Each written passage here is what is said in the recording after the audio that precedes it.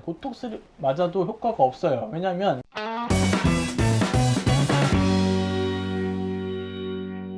안녕하세요, 안상수입니다. 오늘은 제가 사각턱 보톡스에 대한 이야기를 해드릴 거예요. 왜냐면 제가 좀 전에 영상을 하나 찍으면서 사각턱 보톡스 이야기를 같이 했습니다. 그 영상은 교정치료 이후에 과연 V라인이 될 수 있는지에 대한 영상이었는데, 그 영상에 대한 후속편으로 사각턱 보톡스 얘기를 해드릴 거예요.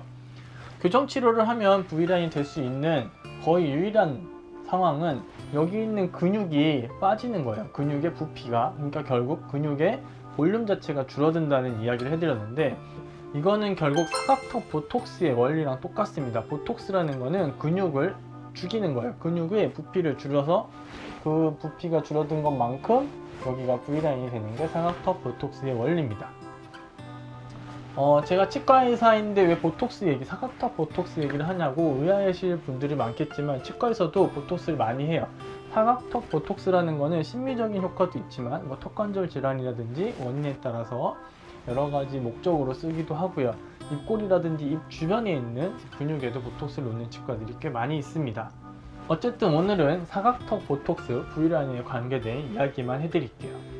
일단 보톡스가 잘 되는 분들과 안 되는 분들이 있어요. 잘 안 되시는 분들이 하는 얘기가 뭐 인터넷에 보면 보톡스를 싸구려를 썼다, 나쁜 보톡스를 썼다, 보톡스에 물을 섞었다, 뭐 이런 얘기들이 많아요. 하지만 보톡스를 맞았을 때 효과가 좋은 사람과 나쁜 사람은 이미 정해져 있다고 봐도 어느 정도는 맞아요. 첫 번째, 보톡스 효과가 아주 좋을 만한 분들은 여기 손등을 대고 꽉꽉 물었을 때 볼록볼록 이렇게 꿈틀꿈틀 하는 게 큰 분, 여기 근육이 많은 사람들은 당연히 없어질 근육량이 많기 때문에 보톡스를 맞았을 때 효과가 되게 좋습니다. 하지만 이 근육 자체가 없는 분들, 손을 대고 이렇게 씹었을 때 근육의 변화가 볼록볼록한 게 거의 없는 분들, 도대체 어디를 만지고 씹으라는 건지 이 근처를 다 대고 이렇게 씹었는데 이렇게 꿈틀꿈틀하는 게 전혀 느껴지지 않는 분들은 보톡스를 맞아도 효과가 없어요. 왜냐면 근육이 없기 때문이에요. 그 근육의 부피 자체가 원래도 없기 때문에 거기다 보톡스를 맞아서 근육의 부피를 줄이는들 원래 없던 거기 때문에 변화가 거의 없는 거죠. 이런 분들은 뭐 아무리 맞아도 효과가 없습니다. 이거를 조금 더 전문적으로 설명을 드리자면, 사람의 얼굴은 긴 사람, 중간 사람, 짧은 사람이 있어요. 이게 절대적 길이 얘기를 하는 것은 아닙니다. 이렇게 사람 형태를 봤을 때 얼굴이 평균적으로 이렇게 길이가 있는 분들이 있고요. 얼굴이 절대적 길이가 길다라기보다는 이렇게 좁고 갸름한 분들이 있어요. 얼굴이 약간 길고 옆이 좁고 얼굴이 갸름하신 분들, 그리고 얼굴이 좀 짧게 납작한 느낌으로 얼굴이 좀 위아래 길이보다 옆이 약간 넓고 여기가 사각턱으로 딱 각져 있는 분들이 있습니다. 이게 사람의 얼굴을 크게 세 가지로 봤을 때 긴 얼굴, 중간 얼굴, 짧은 얼굴이라고 하는데, 보통은 중간에서 짧은 얼굴에 속하시는 분들이 여기 근육이 많아요. 그런 분들은 사각턱 보톡스를 맞았을 때 효과가 굉장히 좋습니다. 다만 얼굴이 짧은 여기 사각턱이 있으신 분들은 애초에 여기 뼈가 있기 때문에 이 바깥쪽에 있는 근육의 부피는 줄어들 수 있지만 이 뼈 자체가 보톡스로 줄어들진 않기 때문에 한계가 있을 뿐이에요. 다만 줄어드는 양 자체는 얼굴이 길고 갸름한 분들보다는 훨씬 효과가 좋을 겁니다. 하지만 이 보톡스에도 단점이라는 게 있죠. 그래서 인터넷에서 찾아보시면 볼이 꺼진다고 하고요, 볼이 처진다고 그래요.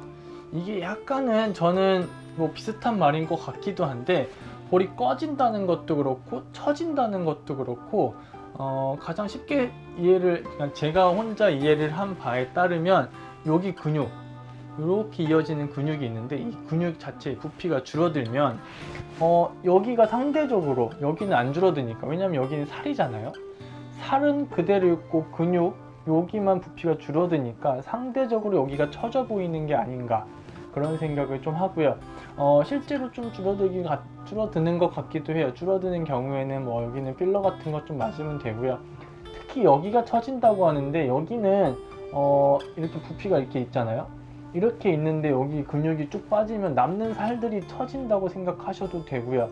요 각을 봤을 때 여기 근육 자체가 줄어들면 여기는 안 줄어들 거 아니에요? 여기는 살이니까. 그러면 상대적으로 여기는 부피가 줄어들고 여기는 그대로 있으니까 괜히 여기가 더 처져 보이는 게 아닌가. 결국은 보톡스 자체, 그 시술 자체로 여기가 꺼지거나 처진다기보다는 원래 있었던 게 좀 나타나는 경우가 좀 많은 것 같습니다. 비슷한 맥락으로 보톡스를 맞으면 얼굴이 비대칭이 생긴다라고 하는데, 이 비대칭은 교정 때문에 생긴다는 말도 많고 뭐 하여튼 비슷한 것 같아요. 원래 비대칭은 누구에게나 다 있는데 그거를 인지하지 못하고 있다가 오늘 보톡스를 맞았어요. 오늘 보톡스 맞으면 그 사람이 집에서 거울을 열심히 봅니다. 내일도 보고 모레도 봐요. 자기 얼굴을 그렇게 오랫동안 본 적이 없을 텐데 계속 보다 보면 이 비대칭이 안 보이던 게 보이는 거예요. 이 비대칭이라는 거는 결국 이 뼈 자체가 틀어져 있는 거기 때문에 이 뼈 자체를 돌릴 수는 없죠, 보톡스로. 그렇기 때문에 보톡스 때문에 비대칭이 생긴 건 아니고 원래 있던 비대칭이 눈에 띄게 되는 거라고 보시면 돼요. 하지만 근육 자체가 똑같이 보톡스를 맞았어도 비대칭이 없던 분들이 만약에 이쪽이 근육의 양이 확 줄어들고 이쪽은 안 줄어들면 그로 인해 비대칭이 생길 수는 있겠죠. 그런 경우라면 반대쪽에 보톡스를 더 맞으면 되고요. 반대로 생각해서 비대칭이 심하셨던 분들일수록 보톡스를 약간 비대칭적으로 놓는 경우도 있어요. 보톡스로 비대칭을 고친다고 하는 건 이런 원리로 눈속임을 하는 거죠. 보톡스의 뭐 또 다른 부작용이라고 하면은 뭐 내성이 생긴다 이런 게 있는데, 내성은 뭐 그렇게 쉽게 생기는 것 같지는 않습니다. 논문에 따르면 한 1000명 중에 1명 정도 생긴다고 하고요. 보통 뭐 보톡스를 매달 맞지는 않으니까 6개월에 한 번씩 나눠서 맞다 보면은 내성은 다 예방할 수가 있을 것 같아요. 그래서 오늘은 사각턱 보톡스가 어떤 분들한테 효과가 좋은지 거기에 대해서 간단하게 또 알려드렸고요. 다음에는 제가 보톡스의 연장편으로 입꼬리 보톡스에 대해서 알려드리겠습니다. 감사합니다.